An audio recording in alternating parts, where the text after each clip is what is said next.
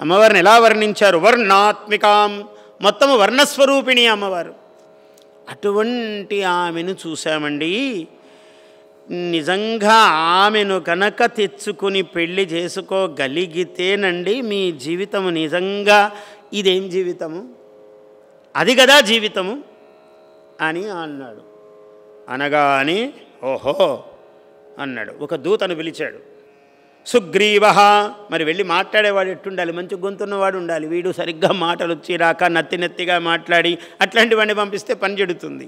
సుగ్రీవ వాడిని పిలిచాడు. సుగ్రీవుడు అన్నవాడిని, ఒరే వెళ్ళు నువ్వు. ప్రేషయామాస సుగ్రీవం దూతం, దూత అయిన సుగ్రీవుణ్ణి దూతగా పంపించాడు. ఇతి చేతి వక్తవ్య, ఇగో ఇలా ఇలా ఇలా చెప్పు నా గొప్పతనాన్ని నువ్వు అక్కడ. ఇతి చేతి చ వక్తవ్య అని పంపించాడు. సాగత్వా వచనాన్నమమ, నువ్వు అక్కడికి వెళ్ళి ఆమెని ఎత్రాస్తే శైలోద్దేశే చ శోభనే, ఆ సుందరాంగి దగ్గరికి వెళ్ళి నువ్వు చెప్పవలసిన మాటలు చక్కగా చెప్పుపో అన్నాడు. వాడు వెళ్ళాడు. శ్లక్షణం మధురయాగిర, పరమ మధురమైన వాక్కులతో వాడు చెప్తూ ఉన్నాడు. అమ్మవారి దగ్గరికి వెళ్ళారు. అమ్మా, దేవి దైత్యేశ్వర శుంభ త్రైలోక్యే పరమేశ్వర. ఇప్పుడు కొత్త పరమేశ్వరుడు వచ్చాడమ్మా, మీరు విన్నారో లేదో, శుంభుడు అని మహానుభావుడు, 3 లోకములలో ఆయనే పరమేశ్వరుడు. ఇప్పుడు మీరు సరిగ్గా విన్నారో లేదో. దూతోహం ప్రేషితస్తేనా, నేను ఆయన సేవకుణ్ణి, దూతగా వచ్చాను, ఆయన పంపించారు నన్ను నీ దగ్గరికి. అవ్యాహతాజ్ఞ సర్వాసు, ఆయన ఒక్కసారి ఏదైనా ఆజ్ఞాపించాడంటే 3 లోకములలో అమలు కావలసినదే తల్లి.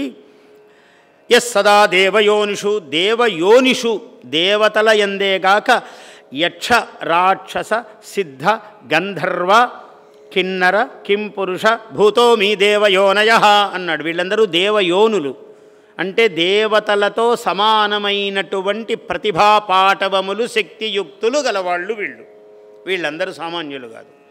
అందువల్ల దేవయోనిషు, దేవతల యందే కాక దేవయోనుల యందంతా కూడా అవ్యాహతాజ్ఞ, ఆయన ఆజ్ఞ ధిక్కరించడానికి వీళ్ళేది, ఎవరైనా పాటించవలసిందే. ఆయన కొన్ని మాటలు చెప్పారు, అవి మీకు విన్నవిస్తున్నాను తల్లి. మమ త్రైలోక్యమఖిలం, మొత్తము 3 లోకములు నావే. మమ దేవాహ వశానుగాహ, దేవతలందరూ నా ఆజ్ఞాబద్ధులు. యజ్ఞభాగాన్ అహం సర్వాన్ ఉపాశ్నామి, యజ్ఞభాగాలు హవిస్సులన్నీ నేనే తింటూ ఉంటాను. త్రైలోక్యే వరరత్నాని, త్రైలోక్యం 3 లోకముల యందు ఏ ఏ రత్నములున్నాయో, ఏవేవి? తథైవ గజరత్నంచ, గజరత్నము ఐరావతము గొప్ప రత్నము, అది నా దగ్గరే ఉంది.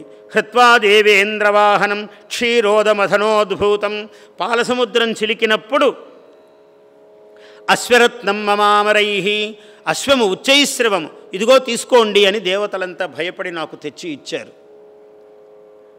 ఉచ్చైశ్రవస సముజ్ఞం తత్, ఒకసారి చెప్పాడు కదా ముందు, మళ్ళీ ఇక్కడ వీడి మాటల ద్వారా చెప్పిస్తున్నాడు. మంత్రం అన్నమాట ఇది. రెండోసారి ఎందుకు చెప్తున్నాడు? మళ్ళీ 2 సార్లు వినాలి అంటే వినే శ్రోతకు పాఠకుడికి ఐరావతం రావాలి, ఉచ్చైశ్రవము రావాలి. ఐరావతం ఐశ్వర్యానికి చిహ్నము, ఉచ్చైశ్రవం వేగానికి చిహ్నము, కల్పవృక్షము సౌందర్యానికి చిహ్నము, కామధేనువు ధర్మానికి చిహ్నము.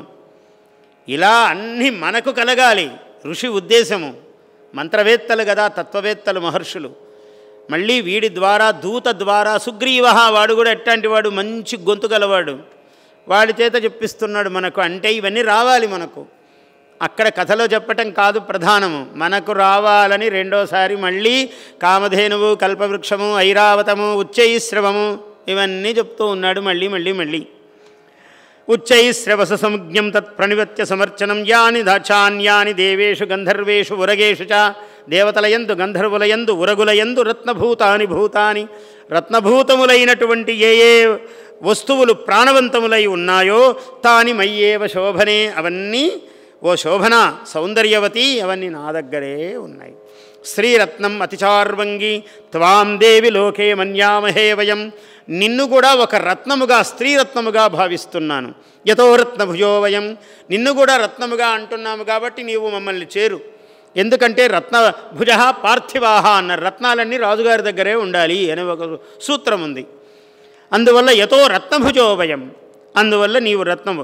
మాం వా, రాక్షసులు కదా, వావి వరుసలే ఉండవు. మాం వా, నన్ను నీవు పెళ్లి చేసుకున్నా సరే, మమానుజం వా, మా తమ్ముని చేసుకున్నా సరే, నాకేం భేదం లేదు. రాక్షస లక్షణం కనపడుతూ ఉన్నది. మాం వా మమానుజం వాపి,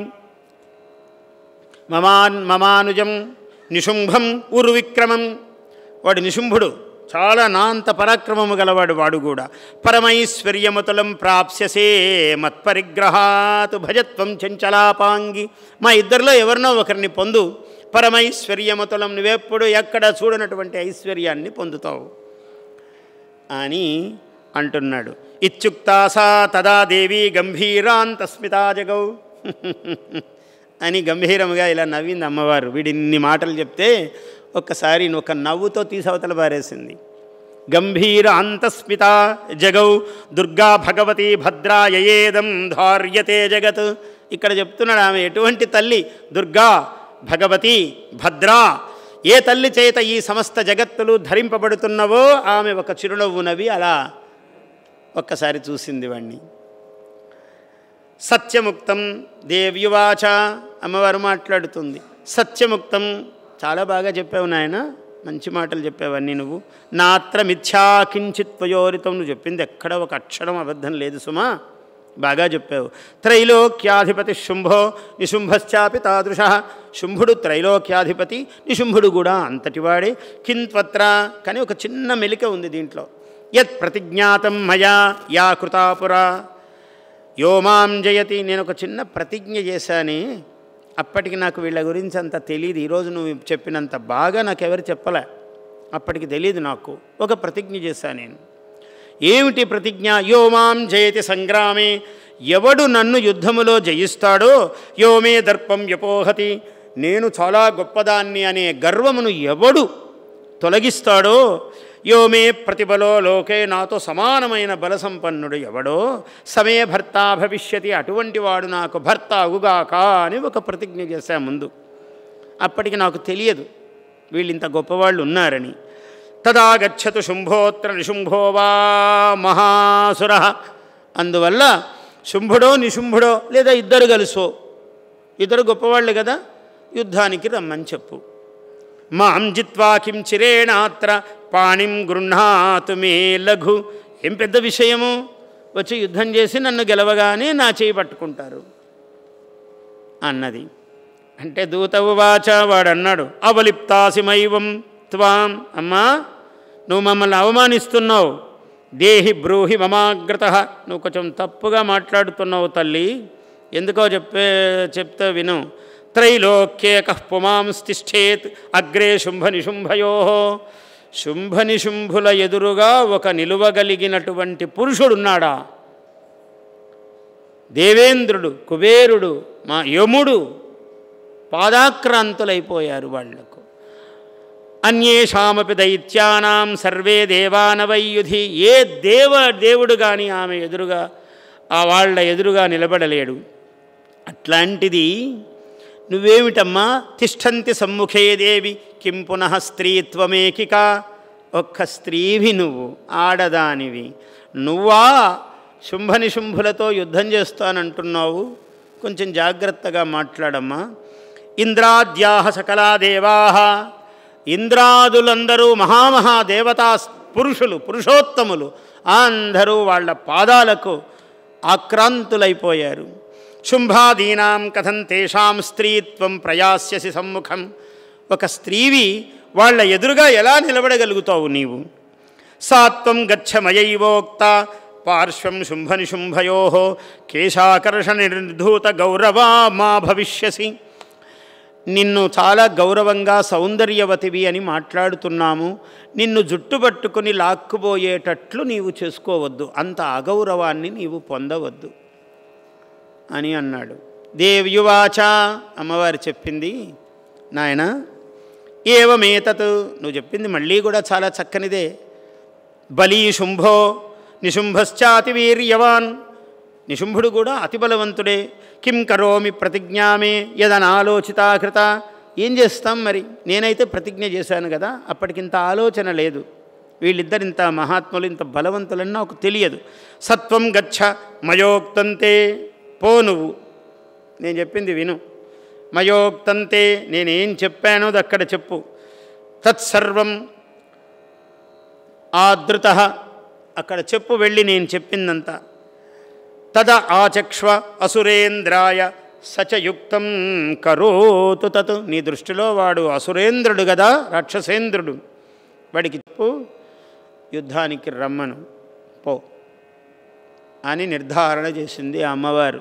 అంటే దేవతాశక్తి ఎట్లుంటుంది, చాలా మృదువుగా మాట్లాడుతున్నట్లే ఉంటుంది, కానీ శాసకత్వ లక్షణం ఉంటుంది దేవతాశక్తిలో. అందులో సాక్షాత్తు అమ్మవారు సర్వదేవతలను నియమించేటువంటి అసాధారణమైన శక్తి సంపన్నురాలైనటువంటి ఆ అమ్మవారు ఇలా చెప్పింది.